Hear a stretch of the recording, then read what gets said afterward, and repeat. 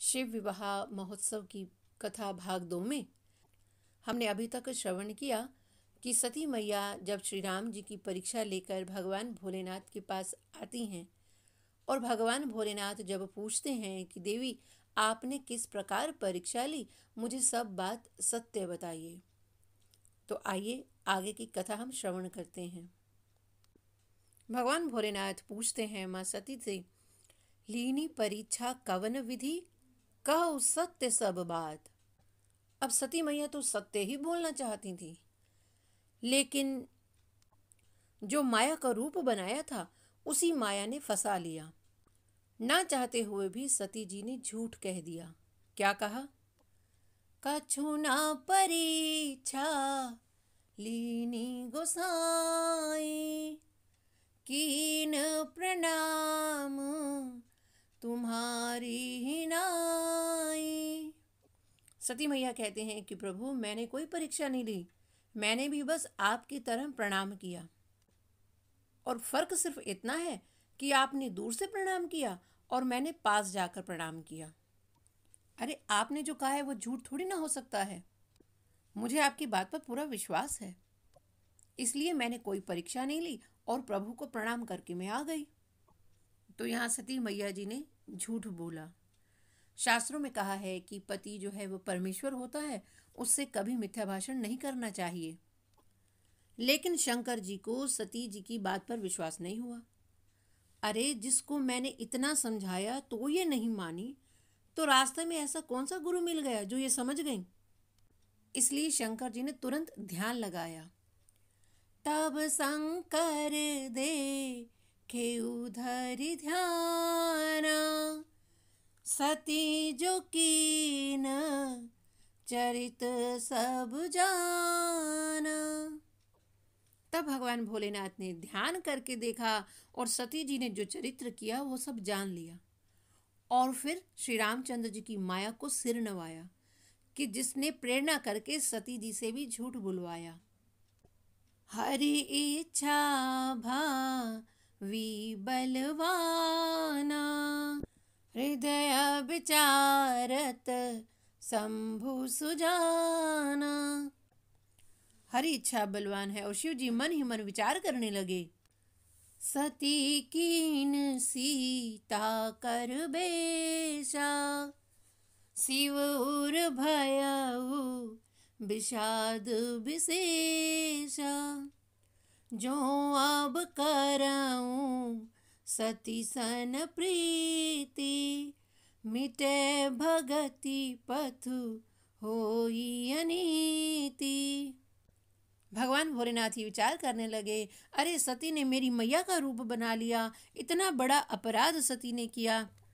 परम पवित्र सती छोड़ी भी नहीं जा सकती, लेकिन अब पत्नी रूप में इनके साथ निर्वाह भी नहीं हो सकता।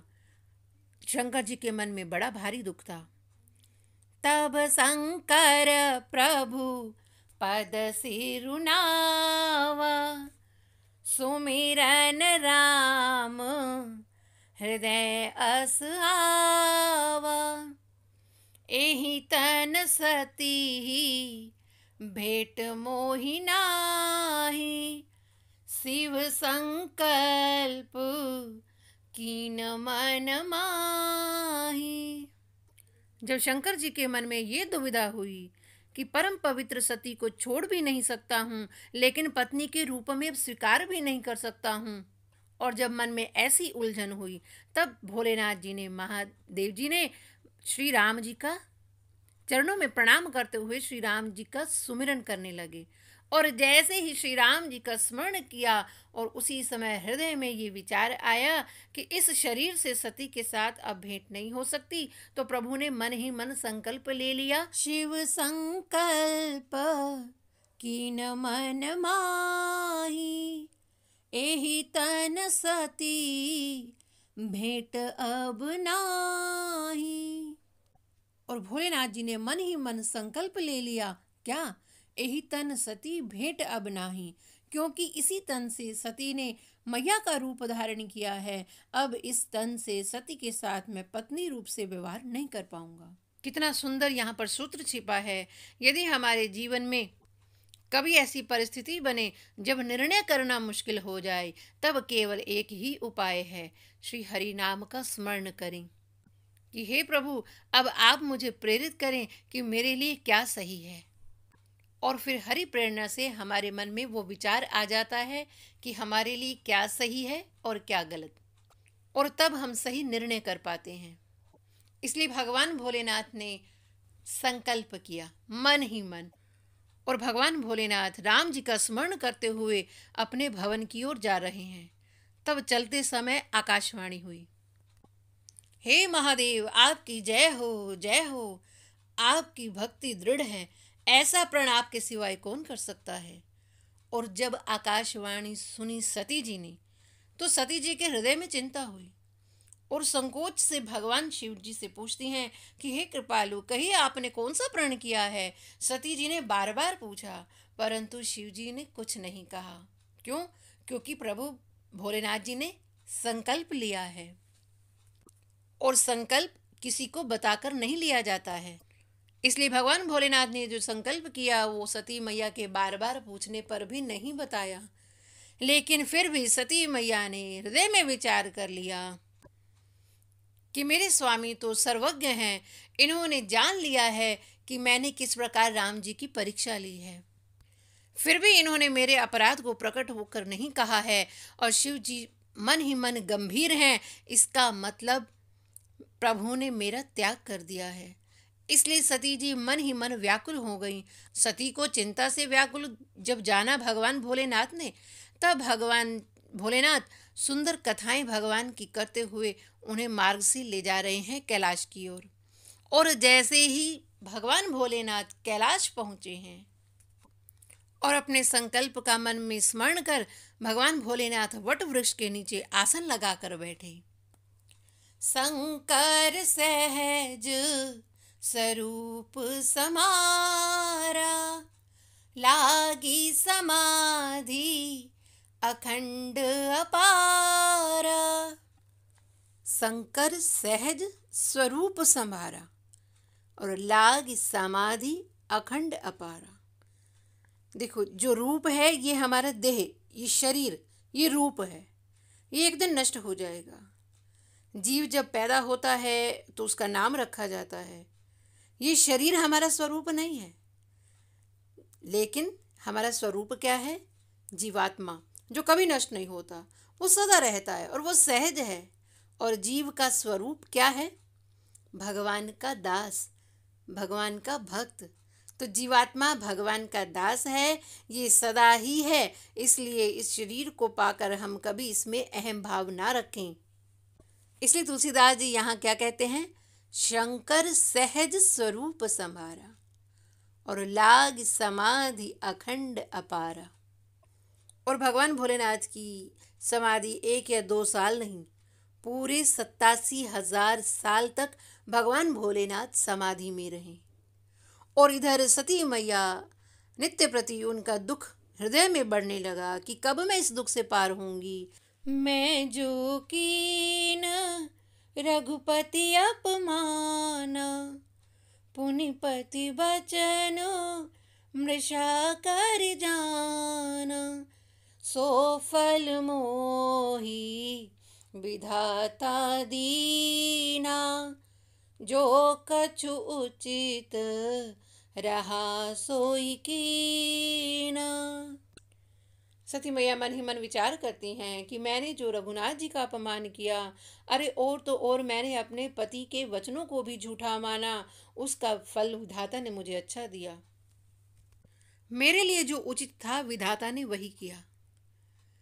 कहीं न जाई कुछ हृदय गलानी, मन महु राम ही सुमिर सयानी। जो प्रभु दीन दयालु कहावा, आरति हरन वेद जसु गावा। तो मैं विनय करऊं कर जोरी, छूटऊ बेगी देह यह मोरी जो मोरे शिव चरण स्नेहु मन क्रम वचन सत्य व्रत एहु। तो सब दर्शी सुनिय प्रभु करऊ सुबेगी उपाय। होय मरण जेहि बिनहि श्रम दुसह विपत्ति विहाय। सती जी के हृदय में इतनी ग्लानि है कि कुछ कहा नहीं जाता। और फिर सती जी ने क्या किया? मन ही मन श्री राम जी का स्मरण किया। हे प्रभु, जो आप दीन दयालु कहलाते हो, दुख को दूर करने वाले कहकर वेद आपका यश गाते हैं, तो मैं हाथ जोड़कर आपसे विनती करती हूँ कि प्रभु मेरा ये शरीर जल्दी छूट जाए। जो मेरा शिव जी के चरणों में स्नेह है और मन कर्म वाणी से मेरा पतिव्रत सच्चा है, तो हे समदर्शी प्रभु सुनिए, जल्दी ऐसा उपाय कीजिए कि जिससे अनायास ही मेरी मृत्यु हो जाए और इस दुख से पार हो जाऊं। खुदा मंजूर करता है सदा जब दिल से होती है, मगर मुश्किल तो ये है कि ये बात बड़ी मुश्किल से होती है। सचमुच हृदय से निकली हुई प्रार्थना स्वीकार हो जाती है। इधर मां सती श्री राम जी से प्रार्थना करती हैं और इधर भगवान भोलेनाथ समाधि से जागते हैं। और जब भगवान भोलेनाथ समाधि से जागते हैं तो क्या कहते हुए जागते हैं? राम राम। देखो, जब समाधि में थे तो भी अंदर राम राम, और जब समाधि से जागे हैं तो भी बाहर राम राम। भगवान भोलेनाथ सदैव राम नाम की मस्ती में रहते हैं। मन्ना मौज बड़ी हरि नाम अंदर, प्रभु नाम अंदर, हरि नाम अंदर।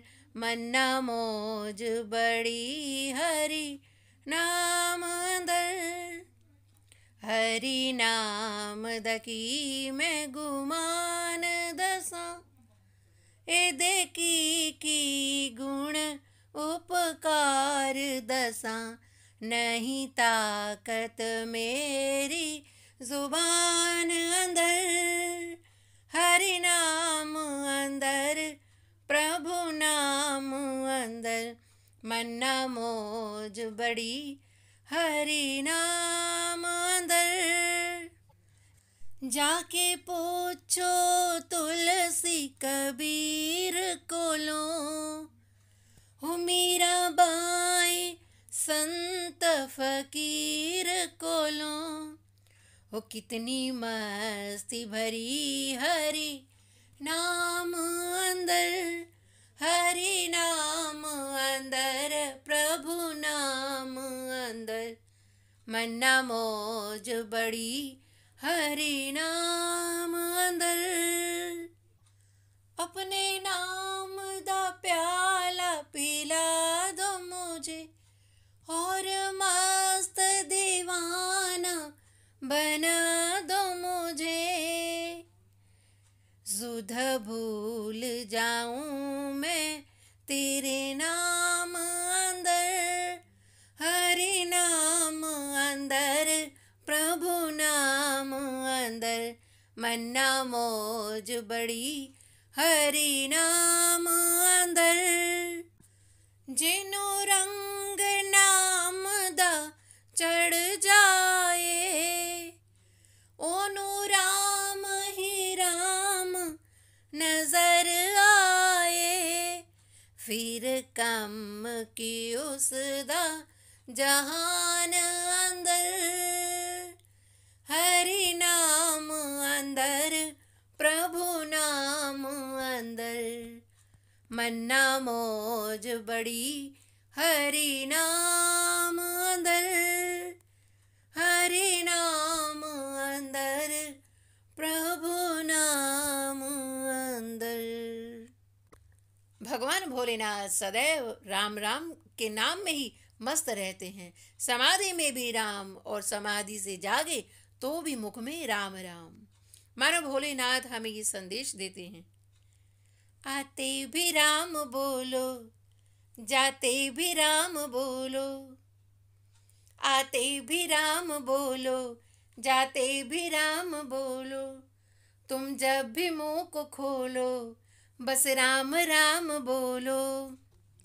ये संसार तो दुखालय है, सुख केवल हरि भजन में है, इसलिए अपने मन को सदैव हरि भजन में लगाओ। इसलिए साधुजन कहते हैं कि इस तन को संसार में लगाओ और मन को हरि भजन में लगाओ। लेकिन हम उल्टा करते हैं। तन से भले ही हम मंदिर में बैठे हों, तन से भले ही हम कथा में बैठे हों, लेकिन हमारा मन संसार में विचरण कर रहा होता है। इसलिए साधु जन संत जन कहते हैं कि जब भी कथा श्रवण करें सावधान होकर सुने, क्योंकि जब हम सावधानी से कथा सुनेंगे तो मन अपने आप उस परमात्मा से जुड़ जाएगा। यही कथा का फल है।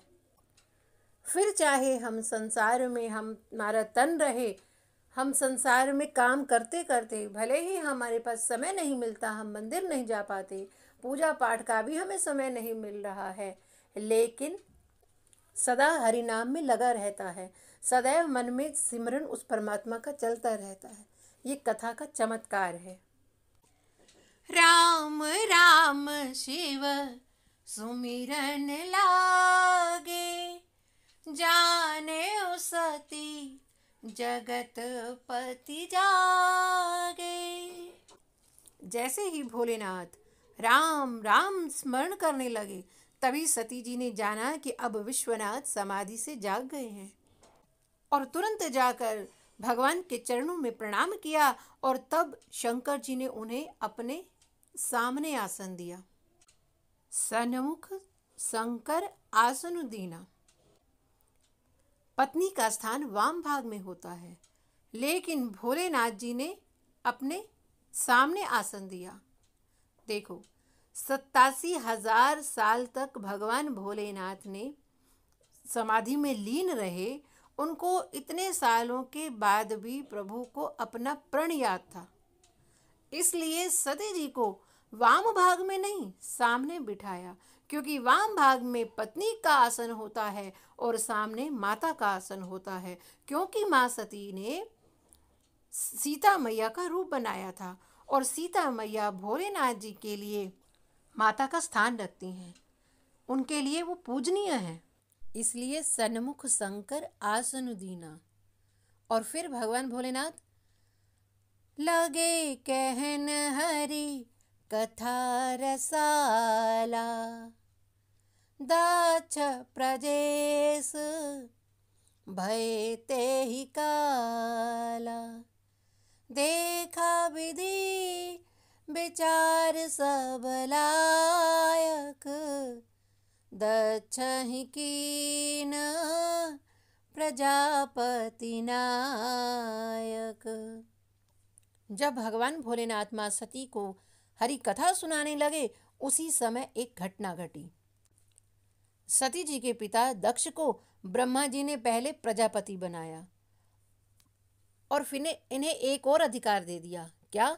इनको प्रजापतियों का स्वामी बना दिया। और जैसे ही दक्ष को बड़ा अधिकार मिला, तब दक्ष को अभिमान हो गया।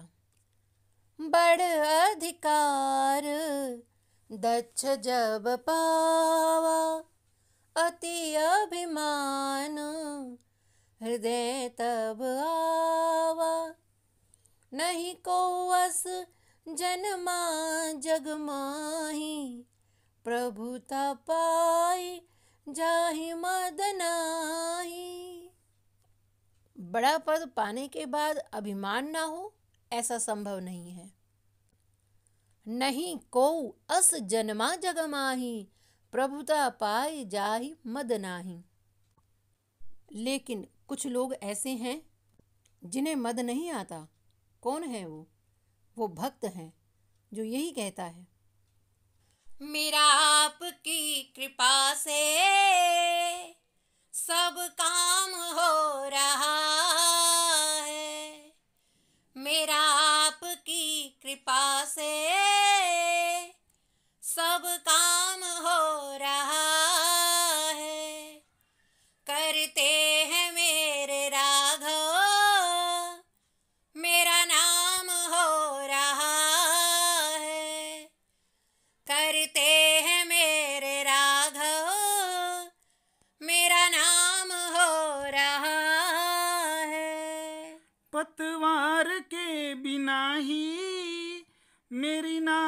चल रही है।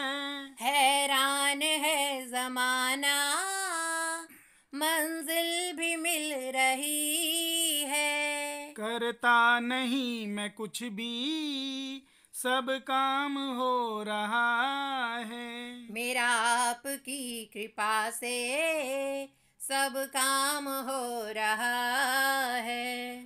तुम साथ हो तो मेरे किस चीज की कमी है। तेरे सिवा किसी की परवाह भी नहीं है। तेरी दया से दास अब माला माल हो रहा है। मेरा आपकी कृपा से सब काम हो रहा है। मैं तो नहीं हूँ काबिल, तेरा प्यार कैसे पाऊं। टूटी हुई वाणी से गुणगान कैसे गाऊं। तेरी कृपा से ही सब ये कमाल हो रहा है। मेरा आपकी कृपा से सब काम हो रहा है। मुझे हर डगर डगर पे तुमने दिया सहारा। मेरी जिंदगी बदल दी तूने करके एक इशारा। एहसान पे तेरा ये एहसान हो रहा है। मेरा आपकी कृपा से सब काम हो रहा है। तूफान आंधियों में तुमने ही मुझको थामा। तुम कृष्ण बन के आए, मैं जब बना सुदामा। तेरा करम ये मुझ पे सरेआम हो रहा है। मेरा आपकी कृपा से सब काम हो रहा है। मेरा आपकी कृपा से सब काम हो रहा है। करते हैं मेरे राघव, मेरा नाम हो रहा है। करते हैं मेरे राघव, मेरा नाम हो रहा है। यदि ऐसा भाव जिसके मन में हो तो उसको इंद्र का आसन ही क्यों ना मिल जाए, फिर भी उसे अभिमान नहीं होता। जो जीव है वो मैं करता है, और जो भक्त है वो क्या कहता है, केवल तू ही तू। हे प्रभु, मैं कुछ नहीं कर रहा, जो आप करवा रहे हैं वही हो रहा है। 6 वस्तुएं ऐसी हैं, यदि वो संसारी को मिल जाएं तो ये उसके अवगुण हो जाते हैं, क्योंकि इनसे अभिमान बढ़ता ही है। लेकिन यदि यही 6 वस्तुएं भक्त को मिल जाएं तो ये उसके गुण कहलाते हैं, क्योंकि भगवान के भक्त को कभी अभिमान होता नहीं है। और वो 6 वस्तुएं हैं क्या? विद्या, तप, धन और ताकत, युवावस्था और उच्च कुल। जब ये 6 चीजें किसी संसारी को मिलती हैं तो वो अभिमानी हो जाता है, और जब यही 6 वस्तुएं किसी भक्त को मिलती हैं तो वो विनम्र हो जाता है। और जब दक्ष को ये बड़ा अधिकार मिला तो वो अभिमानी हो गया। बड़ अधिकार दक्ष जब पावा, अति अभिमान हृदय तब आवा। अभिमान हुआ दक्ष को तो उसने बहुत बड़ा यज्ञ करवाया और सब देवताओं को न्योता भेजा, लेकिन महादेव जी को न्योता नहीं भेजा। महादेव जी के अपमान को अपना अपमान समझकर ब्रह्मा जी और विष्णु जी भी दक्ष के यज्ञ में नहीं गए, क्योंकि ये तीनों देव एक ही हैं। जहाँ महादेव नहीं वहाँ ये दोनों भी नहीं। इसलिए विष्णु जी और ब्रह्मा जी ने दक्ष के यज्ञ का बहिष्कार कर दिया। तो जब भोलेनाथ माँ सती को कथा सुना रहे थे तो उसी समय आकाश मार्ग से सब देवता अपने विमानों पर बैठकर जाने लगे। अब देखो, ये देवता बड़े स्वार्थी हैं। देवताओं को अच्छी तरह से पता है कि भगवान भोलेनाथ को न्योता नहीं भेजा है, लेकिन वो जानबूझकर कैलाश पर्वत के ऊपर से अपने विमानों को लेकर जा रहे हैं और चुपचाप ही नहीं जा रहे। सब देवांगनाएं मंगल गान करती हुई जा रही हैं। तब सती मैया ने भगवान भोलेनाथ से पूछा कि प्रभु, ये सब विमान कहाँ जा रहे हैं, ये देवता कहाँ जा रहे हैं? तो भगवान भोलेनाथ ने कहा कि हे देवी, आपके पिता बहुत बड़ा यज्ञ कर रहे हैं, ये सब देवता वहीं जा रहे हैं। जैसे ही सती जी ने सुना कि मेरे पिता के यहाँ बहुत बड़ा यज्ञ हो रहा है, तो सती मन में अति प्रसन्न हुई और विचार करने लगी, जो महेश मोहि आय सुदेही, कछु दिन जाई रहूं मिस एही। क्योंकि सती जी के मन में बड़ा भारी दुख था कि मेरे पति ने मेरा त्याग कर दिया है, तो मन में विचार किया कि 2-4 दिन माँ के घर जाऊंगी तो जी थोड़ा हल्का हो जाएगा। बस यही विचार कर सती मैया भोलेनाथ से कहती हैं, पिता भवन उत्सव परम, जो प्रभु आयस होई, तो मैं जाऊं कृपायतन, सादर देखन सोई। हे प्रभु, पिता के घर इतना बड़ा उत्सव है, यदि आपकी आज्ञा हो तो मैं भी देखने जाऊं यज्ञ को। तो भगवान भोलेनाथ कहते हैं, काहे उनीक मोरे हूँ मन भावा, यह अनुचित नहीं नेवत पठावा। तब भगवान भोलेनाथ बोले कि हे देवी, तुमने जो कहा ठीक कहा, मुझे तुम्हारी बात अच्छी लगी, परंतु यह अनुचित है। क्यों? क्योंकि उन्होंने हमको न्योता नहीं भेजा। अब देखो, जो कन्या होती है वो दोनों परिवारों का सम्मान करती है। ससुराल में अपने मायके वालों की निंदा सहन नहीं करती और मायके में अपने ससुराल वालों की निंदा सहन नहीं करती। तो सती जी कहते हैं कि प्रभु, ऐसा हो नहीं सकता कि पिताजी हमें ना बुलाएं, पिताजी ने तो ज़रूर न्योता भेजा होगा, न्योता मिलने में ही देरी हो गई होगी। तब भगवान भोलेनाथ बोले, देवी, ये बात तो निश्चित है कि हमें न्योता नहीं आया। और हमें न्योता क्यों नहीं आया, इसके पीछे भी एक कारण है। सो आज मैं तुम्हें बताता हूँ। एक बार ब्रह्मा जी की सभा में मैं बैठा हुआ था और आपके पिताजी आए। सब उनके सम्मान में खड़े हुए और मैं राम नाम की मस्ती में मस्त बैठा था। मुझे इस बात का भान ही नहीं हुआ। तो आपके पिताजी से ये बात सहन ना हुई और मुझे टेढ़ी नज़र से देखते हुए कहने लगे, हे सभासदों, सभा में केवल सभ्य लोगों को ही बुलाना चाहिए। तो सब सभासद आपस में बातें करने लगे, अरे यहाँ पर असभ्य है कौन? तब दक्ष ने कहा, अरे तुम्हें ये शंकर दिखाई नहीं देता? कहने को तो ये मेरा दामाद है और दामाद एक प्रकार से पुत्र ही होता है। उचित तो ये था कि ये उठकर मेरा स्वागत करता और मुझे प्रणाम करता, परंतु इसने तो वाणी से भी मेरा सत्कार नहीं किया। अरे इसने तो धर्म की मर्यादा को ही तोड़ दिया। ये तो नाम का ही शिव है, वास्तव में है पूरा अशिव। शिष्टाचार तो है ही नहीं और भूत प्रेतों के साथ घूमता है। तो एक ने कहा कि अरे जब बिटिया का विवाह किया था तब तुम्हें नहीं पता था कि ये असभ्य है?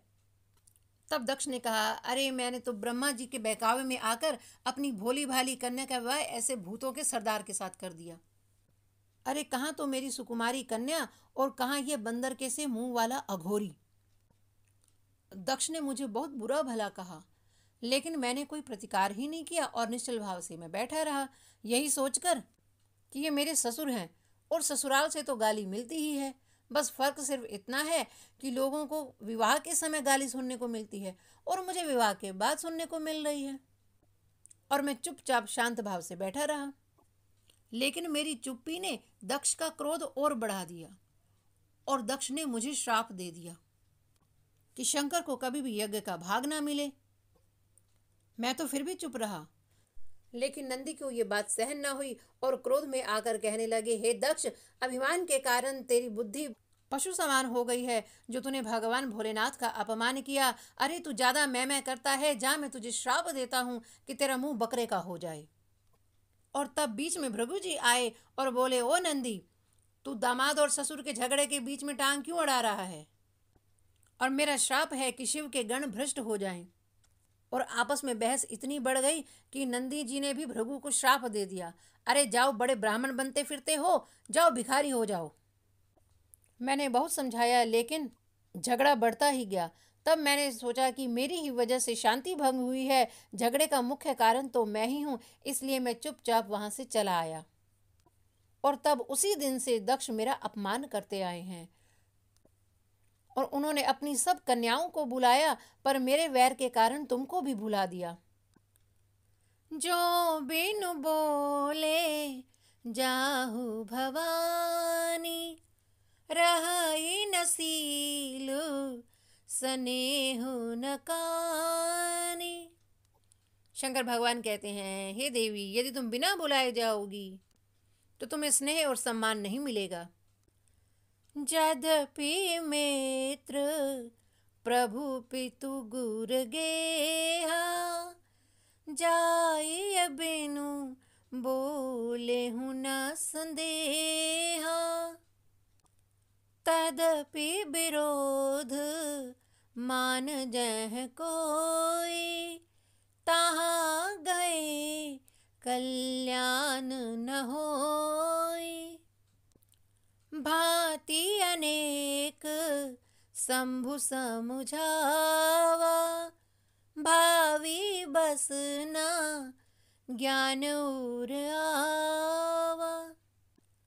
कहे प्रभु जाहु जो बिनहि बुलाए, नहीं भली बात हमारे भाई।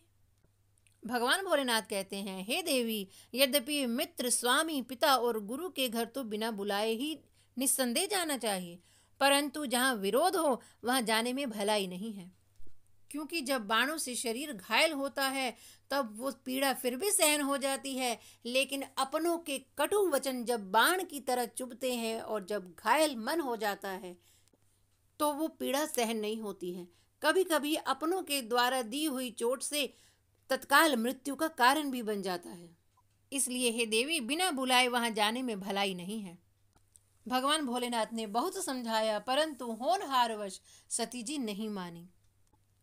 कही देखा हर जतन बहु, रही न दक्ष कुमारी, दिए मुख्य गण संग तब विदा कीन त्रिपुरारी। शंकर जी ने बहुत प्रयत्न करके देख लिया, परंतु फिर भी सती जी नहीं मानी। तब भगवान शंकर जी ने अपने कुछ गणों के साथ सती जी को विदा किया। दिए मुख्य गण संग तब विदा कीन त्रिपुरारी।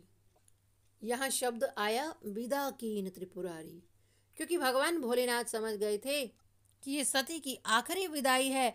अब सती कैलाश नहीं आ पाएंगी, क्योंकि मायके में ये मेरा अपमान सहन नहीं कर पाएंगी और अपनी देह त्याग कर देंगी।